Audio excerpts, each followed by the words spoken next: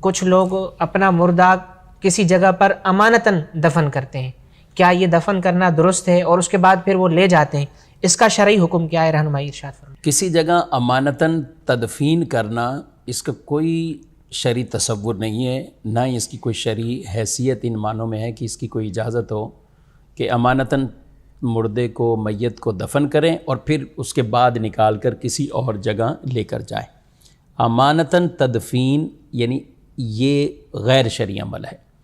تدفین یعنی میت کو دفن کر دینا، جب ایک دفعہ ہو گیا تو وہ دفن ہو گئے، اب وہاں پر بلا عذر شرعی یعنی جہاں شریعت واجب نہ قرار دے اس کے بغیر وہاں سے منتقل کرنا، اس قبر کو کھولنا، یہ جائز نہیں ہے۔ اور جہاں شریعت اجازت دیتی، ظاہر امانتاً والے معاملے میں شریعت اجازت بالکل نہیں دیتی۔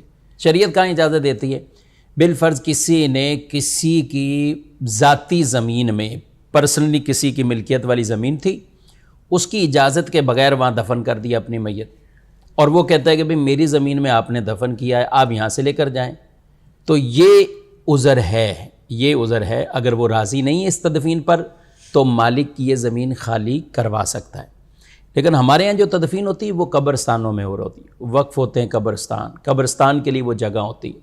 اب یہاں تدفین اس لیے کرنا کہ کل کو ہم میت نکال کر اپنے علاقے میں لے کر چلے جائیں گے۔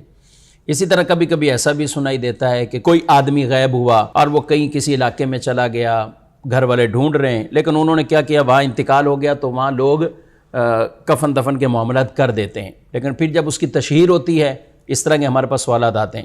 اب اہل محلہ یا ان کے اپنے رشتہ دار وہ چاہ رہے ہوتے ہیں کہ ہم اپنی میت اپنے علاقے میں لے کے چلے جائیں، تو یہ جائز نہیں ہوتا یہ عمل۔ اب دفن ہو چکے ہیں تو اب سو ہو گئے، ختم سلسلہ۔